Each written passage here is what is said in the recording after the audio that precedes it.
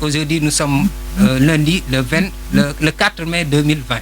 Comme tous les lundis, on a l'habitude de recevoir ici tous les acteurs du système éducatif dans le cadre de la progression des enseignements apprentissages concernant justement le programme. Donc aujourd'hui, j'aurai le plaisir de recevoir aujourd'hui un acteur du système, un invité d'une importance capitale que je vais vous présenter tout à l'heure. Mais avant d'aller plus loin, je vais simplement vous dire que les mystères de l'Internet justement continuent à faire ses prouesses. Pourquoi je le dis? Parce que c'est un invité que j'ai connu il y a pratiquement plus de 5 ans.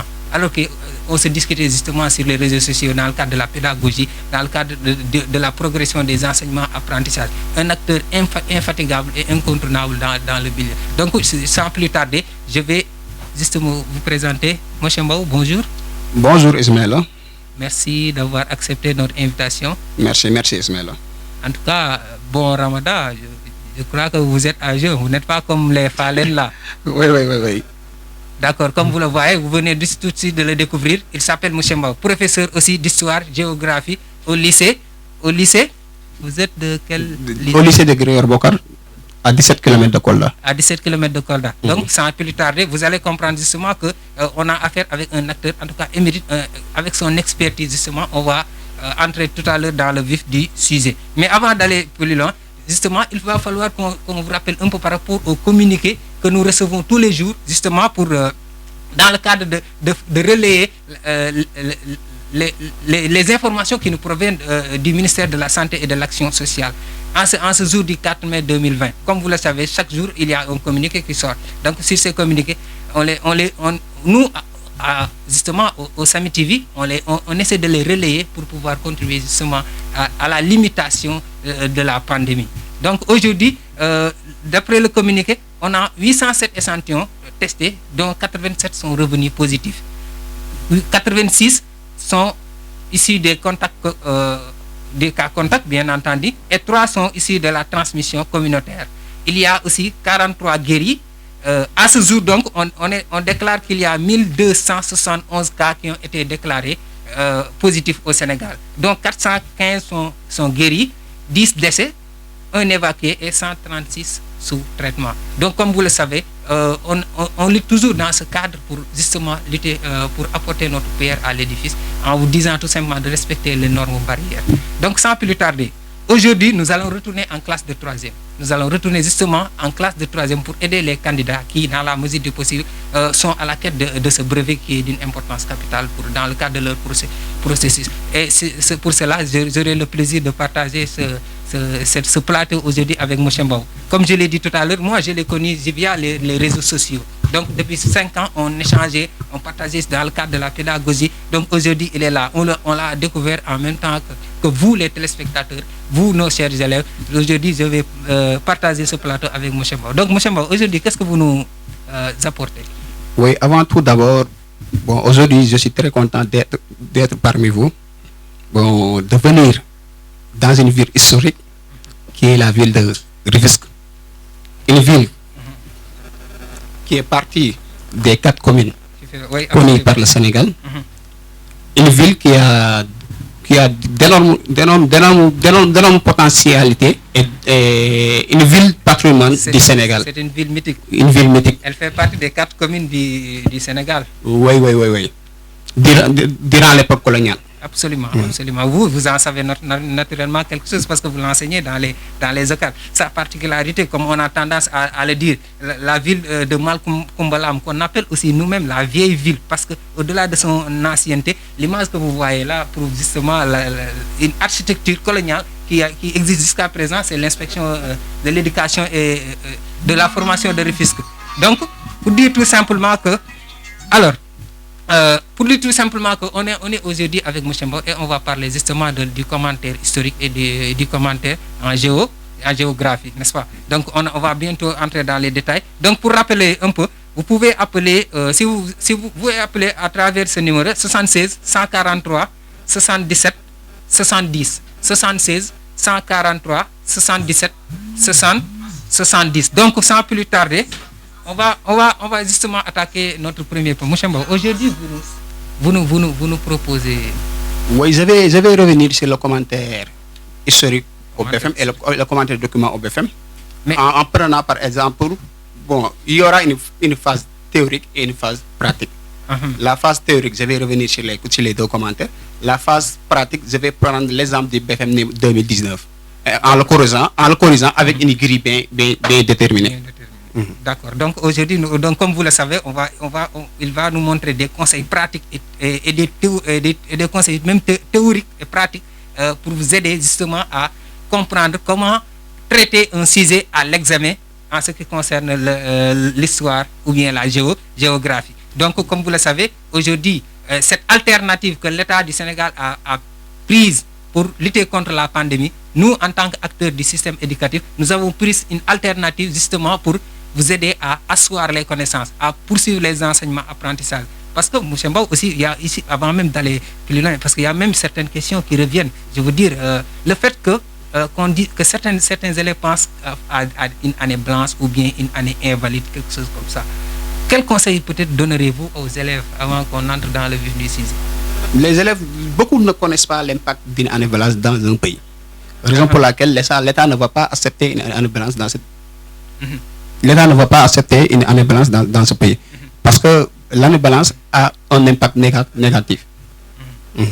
D'accord, je comprends tout à fait. Parce que oui, au-delà même de la progression, perdre une année blanche, c'est très coûteux pour un État du Sénégal, pour un État digne de ce nom à l'heure actuelle. Et ces alternatives sont de bonne guerre, comme on a tendance à le dire. Il faut que les élèves comprennent qu'à l'heure actuelle, ces histoires d'années blanches sont révolues. Moi, j'ai toujours l'habitude de répéter cela. Et au-delà même du fait que les gens pensent qu'on doit faire une année blanche, non pas parce qu'il y a une différence que je veux juste mettre en évidence, c'est-à-dire le savoir en tant que tel et le diplôme en tant que tel. C'est deux choses qui sont différentes. Même s'il faut continuer à chercher de la connaissance, même tous les sages l'ont prédicté, n'est-ce pas? Donc, il faut continuer à rechercher du savoir, quel que soit l'endroit. Donc, éducation apparaît comme justement l'alternative qu'il faut pour vous aider à asseoir ces connaissances. Donc, comme vous l'avez dit, donc merci par rapport à ces éclaircissements. Alors, vous pouvez appeler, hein, si vous êtes en train de nous suivre via le live Facebook, hein, au 76 143 77 70. Alors, M. Mbaw, on va démarrer par l'histoire. Alors, mais j'ai juste une question avant peut-être qu'on entre dans le... C'est-à-dire que, est-ce que la façon dont l'élève de la classe de 3e traite le commentaire historique est la même chose que l'élève qui est en terminale? Oui, on est dans l'évaluation critériée. Le BFM suit le bac, mais le BFM, c'est une évaluation du bac simplifiée. Le BFM, c'est une évaluation du bac simplifiée. C'est une évaluation du bac allégé. Parce que jusqu'à présent, on n'a pas de réforme de BFM, mais après le curriculum en éducation de base à l'école élémentaire en 2013, le bac en 2014, maintenant le BFM suit le bac. Parce que au bac, on donne des consignes, au BFM aussi, on donne des consignes. Malgré que le BFM, les consignes du BFM sont beaucoup plus allégées que celles du bac. Donc, c'est seulement ça la différence. Oui, c'est seulement ça la différence. D'accord. Donc, on va essayer maintenant d'entrer dans le vif du sujet. Alors, vous nous proposez de traiter, ou bien on va faire, comme vous l'avez dit, en deux parties. Sur le plan théorique, comme vous l'avez dit, qu'est-ce qu'il faut, qu'est-ce qu'on peut savoir, qu'est-ce qu'on peut faire comprendre aux élèves? Oui. Rebonjour, rebonjour Sénégal, rebonjour ces internautes. Bon, pour le cadre théorique du commentaire historique, le commentaire historique au BFM est un classique. Parce que depuis les années 2000, le début des années 2000, on donne le commentaire suivi de questions. Mais il y a une évolution avec ce qu'on appelle l'évaluation critériée. Maintenant, on ne parle plus de questions, on parle de consignes. On va y revenir. Donc, pour le cadre théorique du commentaire historique, le commentaire historique dirigé est composé par trois parties, on peut dire. Il y a une partie introduction, une partie réponse aux questions et une partie conclusion. Maintenant, avant, l'élève faisait ce qu'on appelle l'introduction et la conclusion. Mais de nos jours, c'est cette partie introductive et cette partie de conclusion est mise dans les consignes. Vous allez voir au BFM 2019, vous allez voir, on avait donné trois types de consignes.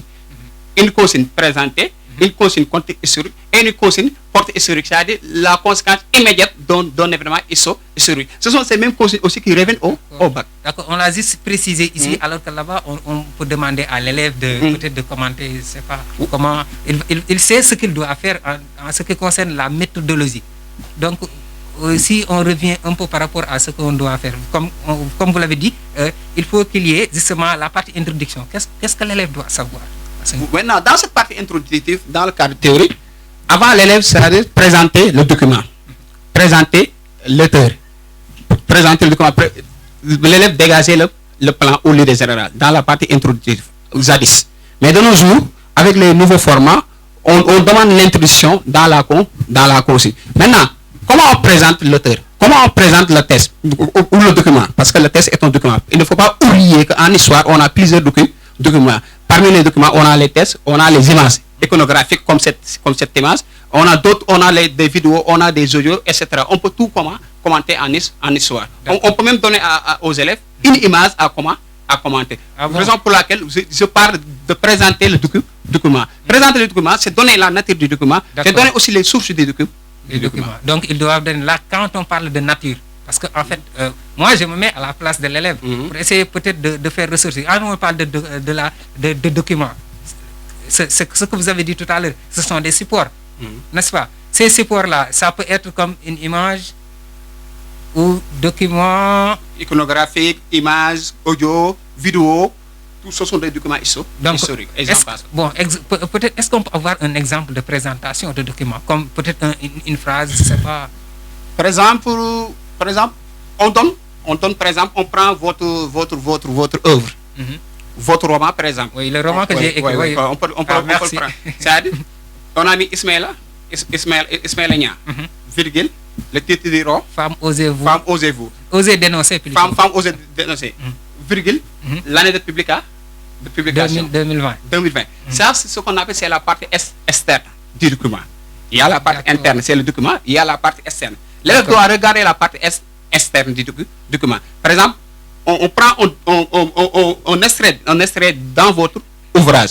L'élève peut dire ce texte est tiré du roman, voilà, de l'ouvrage Ismaël Nia, dont intitulé Femme, osez dénoncer, publié aux éditions en 2020. D'accord.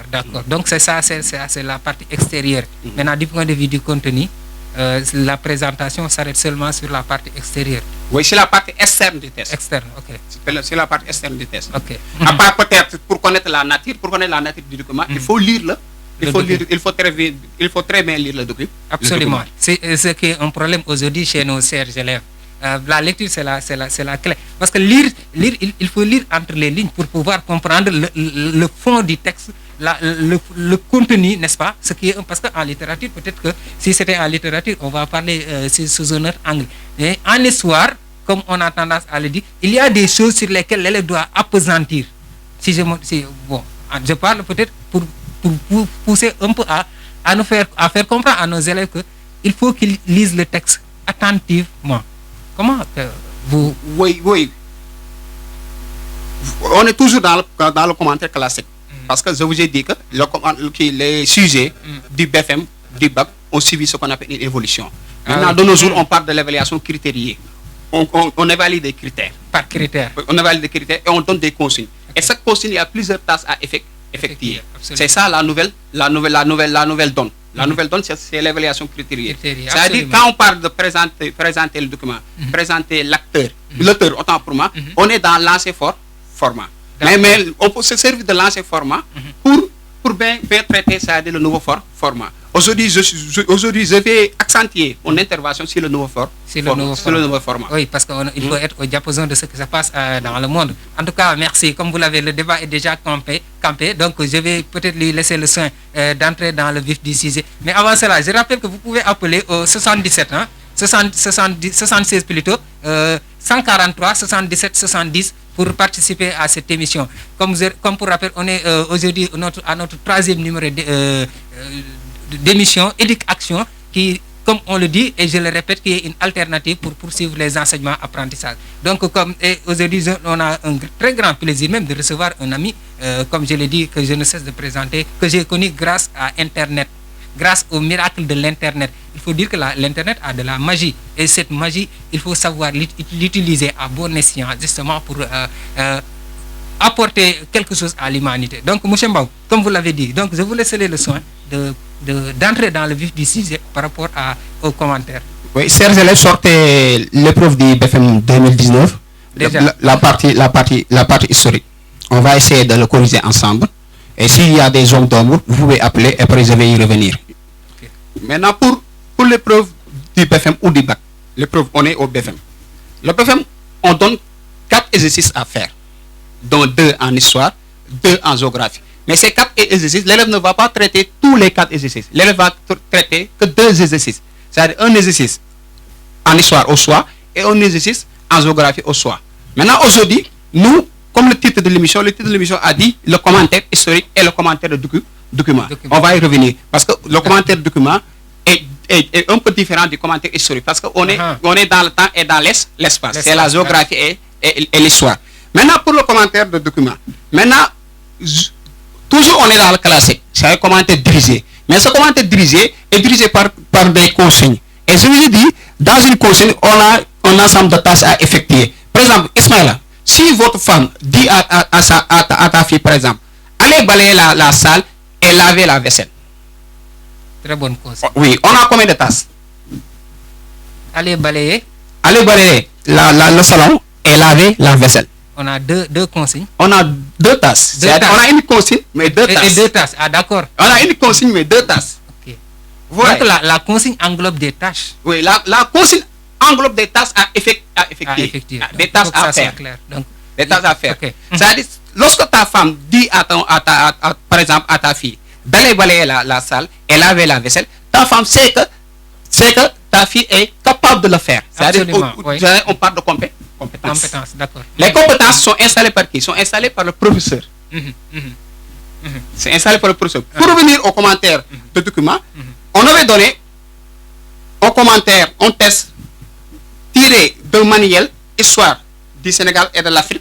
C'était un collectif d'écrivains, un collectif de chercheurs, un collectif d'historiens, dont le nom, il y a Thiam Idé, Sow S, Kan, Magan, page 70. Et on revient aux consignes. Et vous voyez de plus en plus, les consignes sont limitées à 3. D'accord. Bon, les consignes, on peut dépasser 3, mais de plus en plus, les consignes sont limitées à 3. Et vous allez voir que dans ces consignes, on aura les 2 premières vont traiter ce qu'on appelle l'introduction du commentaire.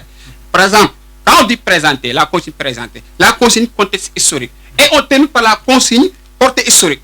Parce que l'élève de 3e ne va pas comprendre portée historique, raison pour laquelle on dit analyser les conséquences. Quand on parle de conséquences, le contexte, ce sont les causes, la portée, ce sont les conséquences. Maintenant, on est beaucoup plus explicite. Parce que, vu le niveau cognitif de l'élève de 3e, on allège la consigne. C'est pas, bon, ce sont des consignes type bac, mais des consignes un peu simplifiées pour que l'élève puisse comprendre. C'est-à-dire, par exemple, dans la première consigne, on dit, regarde, après tu vas me dire le nombre de tâches, on dit à l'élève, présenter au soir René Calais ou Lévi-Strauss en précisant sa nationalité et le rôle qu'il a joué dans les explorations. Je crois que on a 3 tâches ou 2 tâches. Oui, on a 2 tâches. 2 tâches. Parce qu'on est dans la consigne qu'on a fait présenter. Qu'est-ce qu'on a demandé à l'élève? Que l'élève doit choisir entre ces 2 explorateurs, entre René Caillé ou Lévi-Strauss. D'accord. Il a une alternative pour choisir entre ces 2 auteurs. Entre ces 2 auteurs qu'on doit présenter. Ensuite, expliquer, la deuxième tâche, c'est expliquer le rôle qu'ils ont joué. Oui, le rôle qu'ils ont joué. Mais avant ça, j'ai amené une grille. Mais je dis que jusqu'à présent, au BFM, on ne donne pas une grille de correction.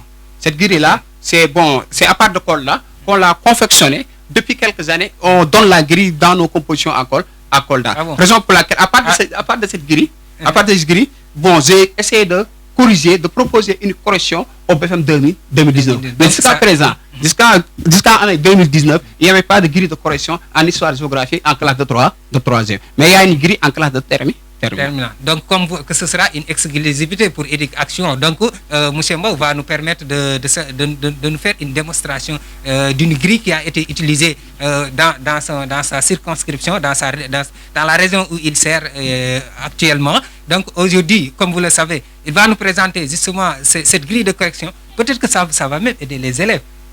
Et cette grille-là, moi je dis comme à l'élémentaire, les grilles, souvent l'élève doit savoir la grille, doit même être conscient de cette grille-là pour pouvoir faire une très belle production ou bien être exhaustif dans ses réponses. Donc c'est l'occasion peut-être qu'on va revenir sur les critères et tout par rapport à Oui, tu as raison. Par exemple, dans cette grille, parce qu'on parle d'évaluation critérielle, presque c'est le même type de grille utilisée dans beaucoup d'évaluations. Dans ces grilles, on a deux façons de critères. On a ce qu'on appelle les critères minima. Pourquoi je dis minima? Pourquoi je les conjugue au pluriel? Parce qu'il y a trois critères. Il y a trois critères. Il y a ce qu'on appelle le critère de perfectionnement. C'est dans ce critère de perfectionnement qu'on va interroger l'écriture, qu'on va interroger la lisibilité, qu'on va interroger le français, etc. Maintenant, dans ce critère minima, on a trois critères minima. Donc, le premier critère minimum de réussite, c'est la pertinence. On ne peut pas parler par exemple, des explorateurs qui nous parlent, par exemple, de découvertes scientifiques. Il n'y a pas de pertinence, il n'y a pas de cohérence. Absolument. Donc, la pertinence, c'est être dans le sujet. Être dans le sujet. Il faut être pertinent. La pertinence et la cohérence, c'est être dans le sujet. Dans le sujet. Donc ça, c'est un débat qui fait l'objet de beaucoup de points de vue différents. Je veux dire, si certains considèrent peut-être la pertinence et la cohérence, en tout cas, c'est un peu flou dans mais quel est le problème? Parce qu'il y a un petit... la pertinence... Pourquoi il y a une différence? Mais il y a une différence. La pertinence, la cohérence ne peut pas avoir sans la pertinence. Raison pour laquelle on a commencé par la pertinence. Il faut être pertinent. Ça veut dire que tu vas être fondamentalement dans le sujet. Dans le sujet. Okay. Parce qu'on est en histoire. Ici, on parle des explorateurs. C'est la leçon numéro 4, je pense, si je ne me trompe pas. 4 ou 5, ça dépend. Parce que la révolution industrielle et ses conséquences, il y a les découvertes scientifiques, il y a le capitalisme, il y a les doctrines sociales. Après, il y a une méthodologie à la technique de la dissertation. Après, on est dans la deuxième partie. Dans la deuxième partie, c'est l'impérialisme en Afrique. Et dans cette partie impérialisme en Afrique, la leçon 5, ce sont les missions et les explorations. C'est à partir de cette leçon-là que l'élève doit comprendre pour traiter ce commentaire de test. Donc, ça veut dire qu'il y a un background qui est derrière. Qui peut permettre comme support, en termes de leçons, en termes de toutes les connaissances acquises, qui va lui permettre fondamentalement de pouvoir bien traiter ce sujet. Oui, par exemple, lorsque vous avez traité la deuxième côté par rapport au contexte historique, vous allez voir que l'élève a besoin de maîtriser aussi la révolution industrielle. C'est cette révolution industrielle qui va amener ce qu'on appelle l'impérialisme. C'est un link. L'histoire, c'est une scène avec des maillons. On parle de la révolution industrielle, les découvertes scientifiques, le capitalisme, les doctrines sociales. On parle de tout cela pour revenir. C'est-à-dire l'Europe qui a besoin de matières premières et de marchés de consommation. Ce trouble-là va envahir les terres africaines. C'est la deuxième partie, c'est-à-dire l'impérialisme en Afrique. Après cet impérialisme en Afrique, on a l'impérialisme dans le reste du monde. Mais on limite à l'impérialisme en Afrique parce que ce sujet-là est dans la partie l'impérialisme en Afrique, la leçon 5, les missions et les explorations. Pour revenir à la grille, je vous ai dit, dans les critères minima, on a trois façons de critères. Donc le premier critère. Et les critères minima, si l'élève trouve, par exemple, si la question est notée sur 6, on donne 5 à l'élève, 5 sur 6. Ce sont les trois quarts des points. C'est la règle des trois quarts. D'accord. Ok. Maintenant, dans ces critères minima, à part la pertinence et la cohérence, on a un troisième critère. Utilisation correcte des outils de la didactique en histoire. Les dates, les notions, les concepts, les leaders, les figures historiques, la méthodologie en commentaire. Il ne faut pas oublier cette méthodologie en commentaire. Parce qu'à partir de cette méthodologie en commentaire, si l'élève ne maîtrise pas la méthodologie en commentaire, l'élève ne peut pas répondre aux consignes posées. Et vous voyez, c'est un tout cohérent. Raison pour laquelle on dit comment des critères minima. Et dans ces critères minima, on a trois critères. Je veux dire critères de pertinence, critères de cohérence et utilisation correcte des concepts de la discipline. On ne peut pas parler des explorations. Comme je vous l'ai dit, l'élève traite ce qu'on appelle des découvertes scientifiques. Il n'y a pas de pertinence, il n'y a pas de cohérence. Absolument, Et l'élève n'a pas absolument. utilisé les outils de cette partie de la leçon qui est l'impérialisme en Afrique. Vous voyez. Donc, à part ces critères, on est ce qu'on appelle dans la critère de perfectionnement. Parce que c'est ce critère de perfectionnement qui va départager les élèves. Parce que c'est là-bas où on va introduire les règles grammaticales, c'est là-bas où on va introduire les critères de l'élève, c'est là-bas où on va introduire si l'élève est brouillon ou si l'élève est correct, si la copie est propre, etc. Si les écritures sont lisibles. Et cette partie-là prend ce qu'on appelle un quart. Ouais, là-bas, je dis la règle des 3 quarts. Les 3 plus quarts, un absolument. quart, ça fait 4 quarts. Oui, absolument. Maintenant, pour avoir le maximum de points, par exemple, par exemple, cette consigne était notée sur 6 points. Pour avoir ces 6 points, d'abord, il faut maîtriser, il faut avoir une pertinence, une cohérence et utiliser les outils de la discipline, ne pas faire des fautes, l'écriture lisible, pas de blanco, pas de rature, etc. pour avoir le maximum de points. Absolument. Maintenant, pour répondre à la consigne, on dit présenter au soir. On a commencé, c'est bien précis, au soir. René Caillé ou Leviston, c'est à l'élève de choisir. Si l'élève choisit René Caillé, c'est bien. Si l'élève choisit Leviston, c'est bien. Mais il faut aussi que l'élève lui bien le test. Donc là, il faut que l'élève lui on en revient toujours à la lecture. Parce que sans la compréhension du texte, avec les outils, avec lesquels l'élève doit s'approprier pour pouvoir pénétrer dans le texte pour comprendre le fond. Là aussi, parce qu'il faut le préciser, la lecture, il faut lire le texte. Il y a certains professeurs, je ne sais pas. Moi, j'ai l'habitude de dire aux élèves que il ne faut pas trouver un nombre exact pour lire le texte. Je veux dire, il faut lire le texte autant que faire se peut. Autant que tu as besoin de comprendre un élément dans le texte, il faut revenir au texte pour le lire. N'est-ce pas? Donc, sur cet angle-là, à travers les outils dont il a besoin, il va attaquer le texte pour pouvoir répondre à ces questions. Vous voyez dans cette consigne, par exemple, les tâches sont un peu des tâches fermées, c'est-à-dire des questions fermées. Ah, d'accord. Par exemple, lisez, quand on dit le texte, en 1827, un jeune Français, et on a demandé de la nationalité, un jeune Français, René Caillé. Ok. Est-ce que vous voyez? Oui, je vois. Est-ce que vous voyez? Et on a demandé la nationalité de René Caillé. C'est un piège.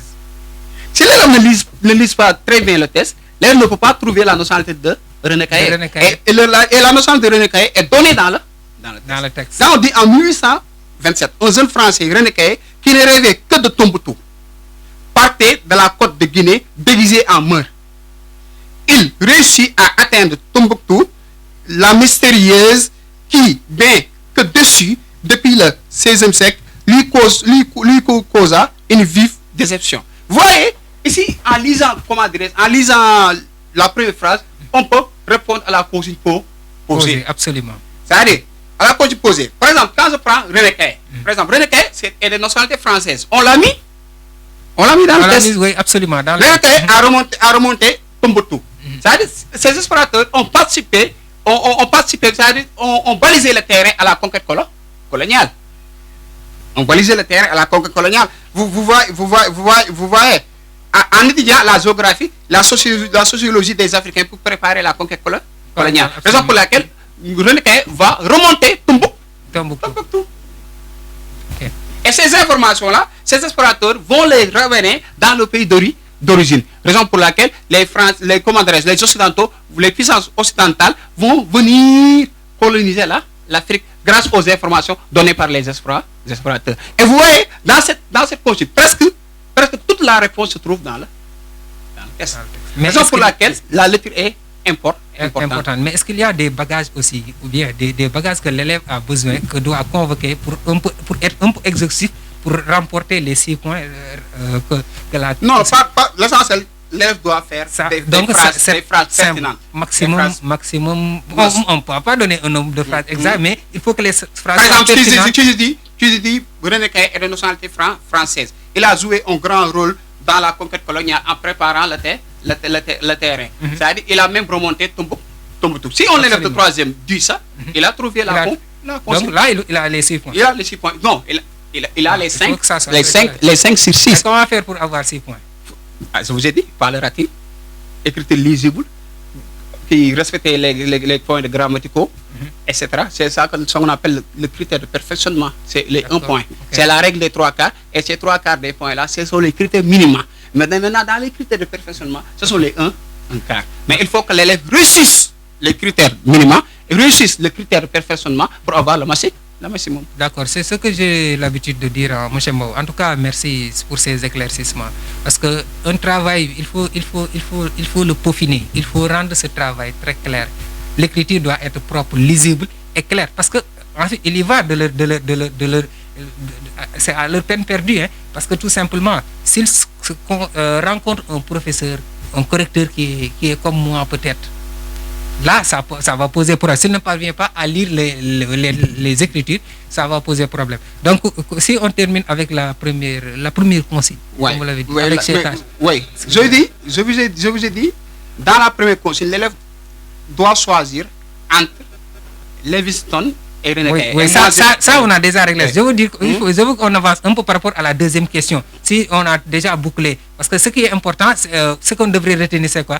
Si l'élève parvient à comprendre le texte, à répondre à la consigne, aux tâches qui se trouvent dans cette consigne-là, je crois que on pourra avancer peut-être sur la deuxième question. Par rapport aux commentaires, je crois qu'il y a 3 questions, 3 consignes qui sont... Oui, est-ce que vous pouvez rappeler le numéro? Parce qu'il y a des internautes qui demandent le numéro. Voilà, donc vous pouvez appeler, très bien. Donc on va revenir sur ça. 76, 143, 77, 70.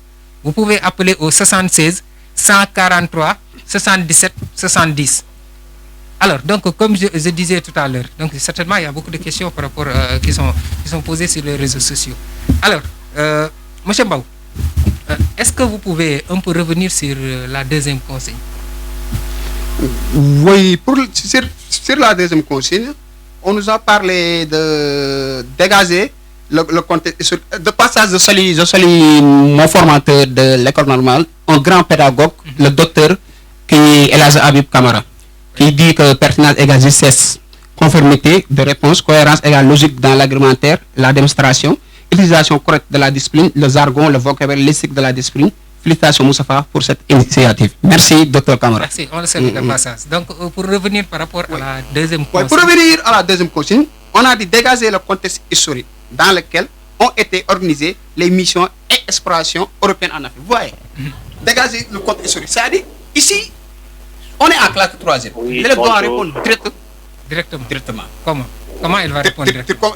Quand on parle de contexte historique, on a le contexte général, on a aussi le contexte particulier. Allô, il y a quelqu'un qui... Oui, bonjour. Bonjour, monsieur. Monsieur Ismaël Agnan, c'est monsieur Abouba. Ah, d'accord, monsieur Abouba, vous allez bien? Oui, alhamdulillah, merci à vous. Ah, bienvenue. Vous êtes sur l'émission Éduc-Action. Merci. Tout d'abord, permettez-moi de vous féliciter pour la pertinence de l'idée. Merci. Parce que vouloir parler de l'éducation et vous contourner serait une erreur grave. Ah, merci du compliment. Félicitations aussi pour le prix de l'Immaculée édition. Merci. Je sais que le chemin est long et ce n'est que le début. Vous connaissant, je sais qu'il y a encore d'autres prix que vous allez remporter. Ah, merci. Félicitations aussi à votre invité, M. Ngom, Monsieur Mbao, pour la pertinence l'infatigable des idées qu'il apporte. Merci. C'est très important. En tout Alors, cas, dans un contexte marqué par le Covid-19, je crois que vous apportez votre contribution à l'éducation au niveau local et international. merci. Et je tiens également à préciser qu'il ne faut jamais penser à une année blanche. Comme l'a dit M. Ngom, il y a des Monsieur Mbao. conséquences négatives. Absolument. Voilà un peu ma modeste contribution Ah, C'est pour exhaustif. votre émission, Merci. tout en vous souhaitant également bon succès Merci. et une réussite reluisante. En tout cas, merci. C'est un collègue que je disais tout à l'heure, M. Ba, professeur de français, avec qui j'ai partagé pratiquement beaucoup d'expérience. Et je le félicite de passage et le remercie par rapport à sa contribution. Comme il l'a dit tout à l'heure, on en a tout à l'heure parlé, c'est-à-dire ces histoires d'années blanches. Il faut qu'on éradique cela dans la tête des enfants. Il faut qu'ils arrêtent de penser à des années blanches. Donc, on en a beaucoup parlé. Donc, pour revenir par rapport à ce qu'on disait tout à l'heure. Oui, on est dans le contexte historique et ici. Allô? Alors oui, Oui, alors bonjour. Bonjour. Je suis bien sur Salut TV. oui, absolument. Qui est l'honneur? Et M. Soumaré, professeur d'économie au lycée de Barnier. Ah d'accord, C'est ton ami. monsieur Soumaré. Bonjour, Oui. Ça va, vous allez bien? ça va très bien. Vous voulez continuer? Alhamdulillah. Bon, c'est la première fois que j'appelle dans une émission radio-télévisée. Ah d'accord, merci. Et je ne vais pas m'empêcher d'appeler. Absolument. Et pour deux raisons. Mhm. Alors, est-ce que vous m'entendez? Absolument, on vous entend très bien, oui. Et d'abord, pour deux raisons, parce que ça concerne la ville de Rufisque, Déjà. ma ville natale qui m'a tout donné. Là où j'ai grandi, j'ai étudié. Oui, vraiment. La vieille ville. Et la deuxième raison concerne l'invité, Moustapha Mbao, Mbao, avec l'infatigable. qui j'ai vraiment filmé à Kolda pendant de longues années. On a partagé le même lycée. Mhm. Et maintenant, ma contribution se fera à l'endroit de M. Moustapha Mbao, vraiment une personne qui s'est armée de courage, de volonté, qui a toujours travaillé, n'est-ce pas, pour la cause de l'éducation. Absolument. Parce qu'on était à Kolda, à chaque fois qu'il organisait une conférence, n'est-ce pas, il m'a mené et j'étais son modérateur. Et ça me faisait énormément plaisir. Vraiment, c'est un homme, un grand monsieur vraiment attelé.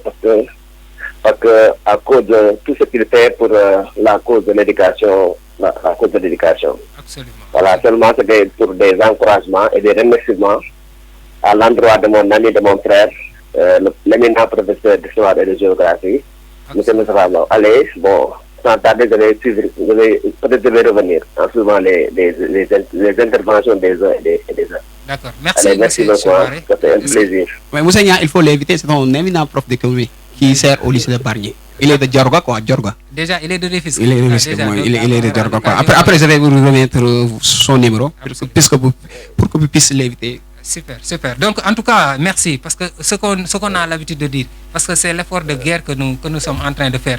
Moi, comme M. Mbao, comme même c'est vous qui nous suivez. Parce qu'aujourd'hui, face à cette situation de pandémie, on a fermé les écoles. Toutes les écoles même. Tous les cycles. Donc, on est obligé de trouver des alternatives pour progresser les enseignements apprentissages. Donc, sans plus tarder, parce que Ouais, on reste presque quelques minutes. Oui, est-ce que vous on pouvez avancer est dans ce qu'on appelle dans le contexte historique. Et vous voyez Voilà. que le contexte historique, de nos jours, on parle du contexte des faits, des circonstances, du contexte des faits. C'est-à-dire les faits qui ont poussé les explorateurs à venir en Afrique. Quels sont ces faits? Ce sont la révolution industrielle. Et pourquoi? Parce que dans cette révolution industrielle, l'Europe avait besoin de matières premières. L'Europe avait besoin de marché de consommation. D'accord, ok. Et l'Europe n'avait pas ces matières premières. C'est lui. N'avait pas produisait beaucoup, mais ne pouvait pas les vendre. Toute la production, l'Europe ne pouvait pas vendre toute la production, c'est lui. Raison pour laquelle il va faire recours à quoi? À l'impérialisme. Maintenant, ici, on est en classe de 3e. Raison pour laquelle je dis ces élèves de 3e. Les partis, par exemple, on dit l'impérialisme en Afrique. Leçon 5, les missions et les explorateurs. C'est-à-dire, si l'élève, peut-être, dit qu'on est dans le cadre général de l'impérialisme en Afrique et dans le cadre particulier des missions et des explorateurs, on va un peu tolérer parce qu'on sait que c'est le niveau cognitif de l'élève de 3e. Mais le vrai contexte historique, c'est que l'élève doit remonter à la révolution industrielle. C'est-à-dire convoquer les anciennes leçons. Oui. Les leçons précédentes. Oui. Les faits. Donc, ça veut dire que si je comprends bien, pour faire simple, un contexte historique, c'est comme si on fait un flashback en arrière. Oui, voilà. Quand on parle de contexte... Pour ne pas... j'ai fait un pléonasme. Flashback, c'est un retour. Oui, tu as raison. Oui. Donc, on va retourner combien? Peut-être une leçon ou bien deux leçons? Non, ça dépend. Ça dépend. Parce qu'il faut que ça soit clair par rapport à la tête des enfants. Des enfants. Quand on parle de contexte, on a deux actions. On a le contexte, on a l'événement consigné dans le test. C'est-à-dire qu'on appelle le test. Absolument. Deux actions. C'est-à-dire il faut remonter. Mais il ne faut pas remonter trop. Vous voyez, ces deux parties sont liées. On termine la révolution industrielle, les doctrines sociales, on attaque l'impérialisme en Afrique. Et en commençant par les missions et les explorations. Donc c'est une suite logique. C'est une suite logique.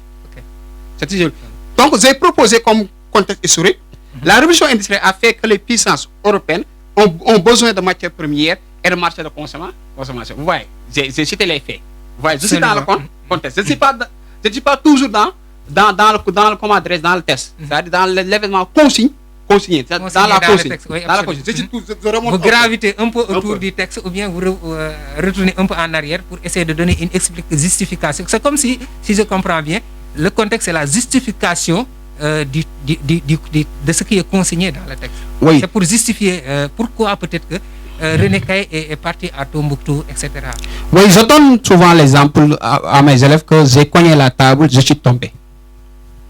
Oui, cause et conséquence. Non, je ne suis pas encore aux conséquences. Les conséquences seront la portée historique. J'ai deux actions. On peut avoir une troisième action. Vous avez affaire à moi, j'ai affaire avec un professeur d'histoire géographique. On peut avoir une troisième action. Une troisième action, c'est la troisième consigne. Lorsqu'on dit analyser les conséquences, c'est la troisième action. Mais les deux actions-là concernent le test. C'est-à-dire, il y a ce qu'on appelle le passé des tests. Directement, ça concerne directement. Il y a ce qu'on appelle le passé. C'est pourquoi vous avez dit tout à l'heure dans votre... il faut que l'élève aille directement. Oui. Il y a ce qu'on appelle le passé du test, le présent du test et le futur du test. Le passé du test, c'est le contexte. Le présent, c'est l'événement consigné dans le test. Et le futur du test, c'est la portée historique. Ce sont les conséquences. J'ai cogné la table, je suis tombé. J'ai cogné, c'est le fait que je cogne la table qui a amené l'action de tomber. Sans cogner la table, je ne vais pas tomber. Donc, j'ai cogné, c'est le contexte. Je suis tombé, c'est l'événement consigné, c'est le test. D'accord, ok. Maintenant, la conséquence peut-être, je peux avoir mal aux pieds, avoir des bobos aux pieds. C'est ça, ce sont les conséquences. C'est la troisième action. Voilà, j'ai dit, il y a le passé du test, le présent du test et le futur du test. Et dans cette épreuve du BFM 2019, ces trois actions-là sont respectées. Voilà, on a dit dégager le côté historique dans lequel ont été organisées les missions et explorations européennes en Afrique. Analyser les conséquences des missions et explorations européennes dans l'évolution politique du continent africain. Ouais. Clair, ça. Ouais. Donc c'est pour préparer l'élève à la leçon qui va suivre, qui sera ce qu'on appelle les rivalités coloniales et le congrès de Berlin. Quand on analyse les conséquences des missions et explorations européennes dans l'évolution politique du continent africain. Raison pour laquelle je dis le présent, le passé et le futur. Donc tout ça c'est condensé dans ces trois consignes. Oui, dans ces deux consignes. La consigne 2 et la consigne 3. La consigne 2, quand on dit la consigne 1, c'est la consigne présentation. Présentation, comme je ne vais pas, c'est présenter Ismaëlia. On ne va pas revenir sur ça. Donc pour analyser les conséquences des missions, toujours il ne faut pas oublier les critères. Les critères vont revenir. Chaque consigne, les critères reviennent. Les mêmes critères reviennent. Critères minimaux et critères perfectionnement. Il faut que les écritures soient propres. Et comme vous l'avez dit tout à l'heure. Ça, c'est un point. Le critère de ce qu'on appelle de perfection. Donc, si c'est 7 points, si pour gagner les 7 points, il y a un point qui est réservé tout simplement à l'écriture, à ce qu'on nous appelle, moi, la typographie. Il faut que l'écriture soit belle.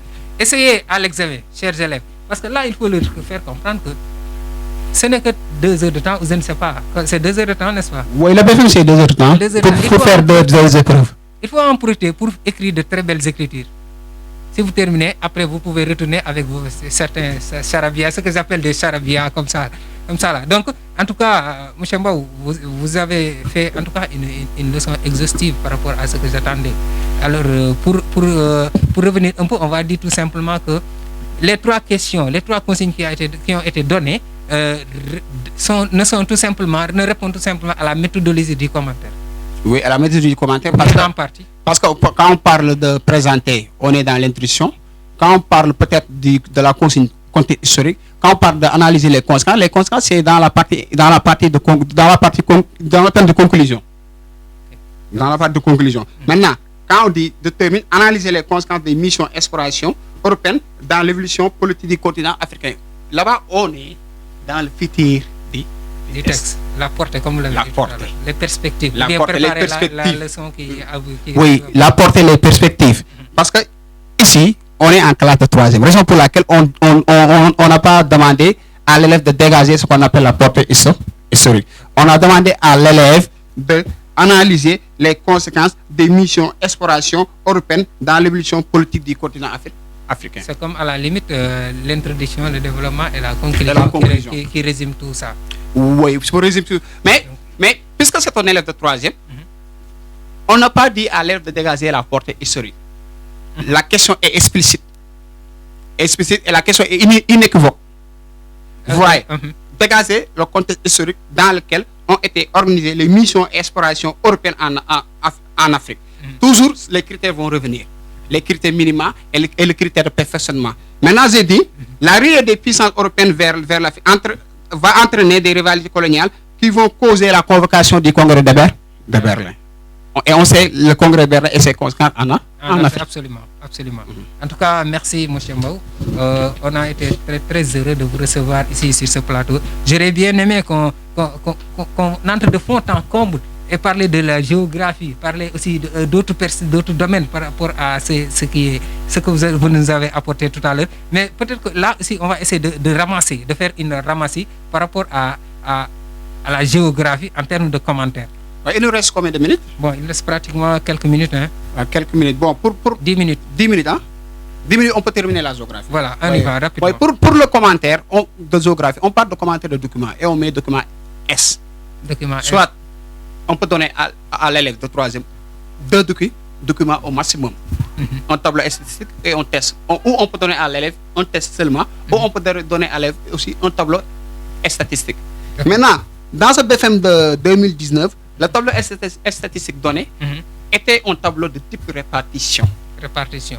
Oui, parce qu'il y a deux types de tableaux. Il y a des tableaux de type évolution et des tableaux de type répartition. Peut-être si on avait donné un tableau de type évolution, on va demander à l'élève de construire une courbe d'évolution. Mais si l'élève ne peut pas construire une courbe d'évolution, raison pour laquelle on a demandé à l'élève de construire ce qu'on appelle le diagramme en barre. Et vous voyez que les consignes définissent les thèmes suivants.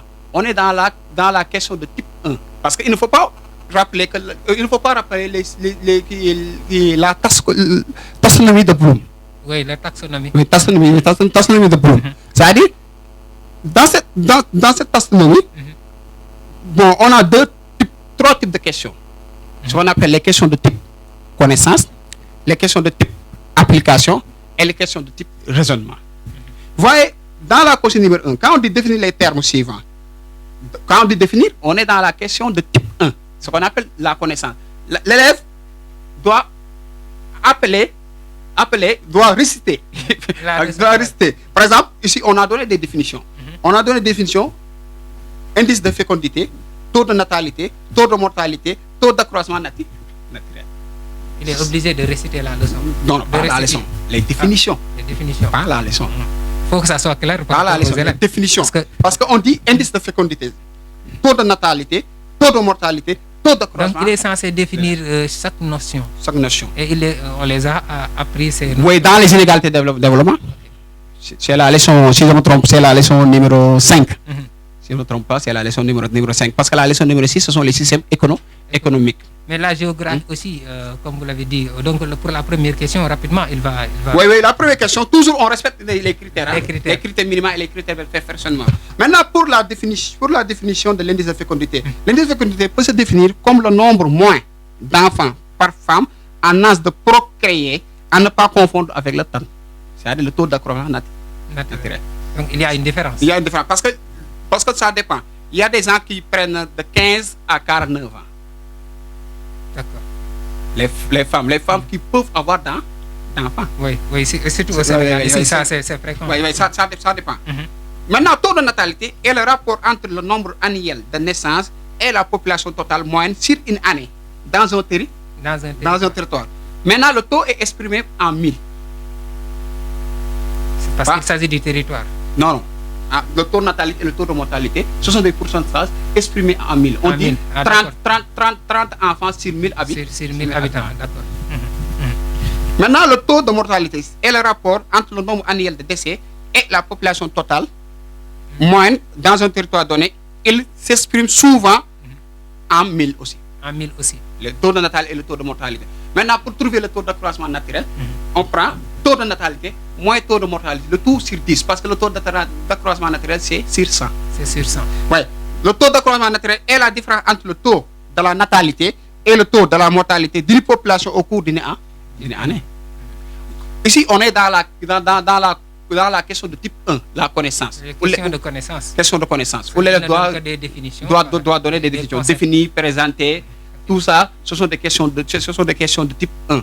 Maintenant, on va venir à une question de type 2. C'est-à-dire application. Si on dit à l'élève de calculer la part, il applique. Il y a des formules à appliquer. Calculer la part relative de la population respective en Afrique, Asie, Europe, dans la population mondiale. Puis représenter dans un diagramme en bas. Toujours on est dans l'application. Absolument. Interpréter le graphique. Peut-être on est dans la question de type 3. Parce que interpréter, c'est faire une description et une analyse par exemple, ou on commentaire. Pour peut-être au niveau des questions de type 2, l'élève est censé, il doit maîtriser les formules. Doit maîtriser les formules et réviser ces diagrammes. En troisième, les diagrammes qui reviennent le plus, diagramme circulaire, semi-circulaire, diagramme en barre, diagramme en bâton et la courbe d'évolution. Là aussi, s'il ne maîtrise pas les formules, il ne pourra pas... Non, bon, il y a une manière de faire. Tous ces graphiques cités, à part les diagrammes à secteur, ce qu'on appelle diagramme circulaire, semi-circulaire, mais la courbe d'évolution, diagramme en bâton, diagramme en barre, c'est dans un repère. C'est dans un repère. Diagramme en barre, diagramme en bâton, c'est dans un repère. Maintenant, les diagrammes à secteur, c'est-à-dire les diagrammes circulaires, diagramme semi-circulaire, il y a des règles à établir. C'est-à-dire, par exemple, si on donne des parts en valeur relative, il faut convertir ces parts en valeur relative en degrés pour tracer le diagramme circulaire ou le diagramme semi-circulaire. Et la différence entre le diagramme semi-circulaire et circulaire, c'est là-bas, on multiplie par 3,6, là-bas, semi-circulaire, on multiplie par 1,8. D'accord. Maintenant, pour continuer, on a demandé à l'élève de calculer la part en valeur relative de l'Afrique, de l'Europe et de l'Asie. Il y a tous les continents, mais on a demandé à l'élève de calculer que ces trois continents. Pour vous dire que les questions sont précises, les réponses doivent être précises. L'élève ne doit pas calculer la part en valeur relative de l'Amérique, on ne l'a pas demandé. L'élève ne doit pas calculer la part en valeur relative de l'Océanie, on ne l'a pas demandé. L'élève doit se limiter aux trois continents demandés. Le continent africain, le continent européen et le continent asiatique. En posant ce qu'on appelle la formule, est importante. Formule de la part en valeur relative. La formule, il passe à côté. Parce que ce sont des remplacements. Il est censé fondamentalement maîtriser la formule. La part en valeur relative égale effectif partiel sur effectif total fois 100. D'accord, donc c'est clair. Effectif partiel sur effectif total fois 100. Par exemple, dans ta classe, il y a 20 élèves, par exemple. Dans ces 20 élèves, il y a 10 filles, 10 garçons. Maintenant, on dit calculer la part en valeur relative des garçons. Mais garçon, la formule, effectif partiel sur effectif total fois 100. Garçon, c'est 10. Sur total, c'est 20. Fois 100. Et on va trouver 50%. Oui. Donc, c'est en valeur de pourcentage. En valeur relative. Les pourcentages, on les appelle des valeurs relatives. Les autres valeurs, on les appelle les valeurs absolues. C'est-à-dire les valeurs brutes. Par exemple, le nombre. 1000, millions, centaines, etc. Ce sont des valeurs brutes. Moi, vous savez que moi, je suis passionné aux mots, au point que les chiffres, parfois, comme j'ai l'habitude de taquiner mes collègues scientifiques. Donc, mais en tout cas, M. Mbaw, je ne sais pas s'il y a quelque chose à ajouter. Oui. Ajouter, par exemple, la part en valeur relative de l'Afrique, on va calculer la part en valeur. Après avoir calculé, l'élève doit faire trop attention. L'élève, en faisant ce qu'on appelle le calcul, l'élève ne peut pas représenter le graphique. Parce que ce sont les résultats trouvés qu'on va représenter dans le graphique. Regardez la question. On dit calculer la part en valeur relative de la population respective de l'Afrique, de l'Asie et de l'Europe dans la population mondiale, puis représenter par un diagramme à barre les résultats obtenus. Donc, si l'élève pose les calculs, si l'élève ne traite pas très bien les calculs, l'élève va perdre les 8 points. Ok, mais même, il n'y a pas de critères qui permettent... Peut-être. Parce qu'avec l'approche par les compétences à l'heure actuelle, parce que l'élève, s'il parvient à bien poser la formule, dans les normes, on peut lui accorder quelque chose. Parce que dans l'idée, s'il pose la formule, on lui donne quelque chose à la formule. Mais même s'il fausse la calcul, même s'il fausse la calcul, la formule, il y a un point. Les calculs aussi, il y a des points. Okay. Maintenant, pour vous dire que les élèves doivent faire trop attention. De nos jours, on peut demander à l'élève de calculer. À partir de ces calculs, on dit à l'élève de représenter par un graphique pertinent. D'accord. En tout cas, M. Mbaou, merci beaucoup par rapport à cette prestation qui a été à la hauteur, je dirais même exhaustive. Je rappelle qu'il nous vient de Yeumbeul, un éminent professeur qui maîtrise bien ce qu'il fait. Vous avez vu comment on a eu à gérer l'émission, les interactions que nous avons eu à faire avec lui. C'était votre émission Éduc Action, comme on a tendance à le dire. La perspective n'est rien d'autre que pour vous aider à justement asseoir les connaissances et poursuivre les enseignements, apprentissages. Parce que tout simplement, je le dis et je le répète, ces histoires d'années blanches sont révolues. On trouvera toujours des alternatives pour continuer les enseignements, apprentissages. Donc, profitez de cette occasion, ou bien de ces occasions pour réviser, asseoir vos connaissances pour pouvoir préparer l'examen. Donc, M. Mbaou, aujourd'hui, qui nous vient justement un professeur d'histoire-géographie, comme vous l'avez vu, il nous a fait vraiment une très belle prestation et je vous remercie par rapport. Je vous laisse faire votre dernier mot. Oui, mon dernier mot, c'est remercier ma famille à Yeumbeul, la famille Mbaou. Mes familles, parce que j'ai beaucoup de familles, des familles éducatives, histoire, géographie, communauté, famille Newetan, AIC Manko, zone 7 de Yeumbeul, famille de Fédération, Fondation Frédéric Hébert, leadership politique. J'ai beaucoup de familles, beaucoup de familles et je remercie tout le monde. Je remercie ma femme et mon petit papa Ousmane.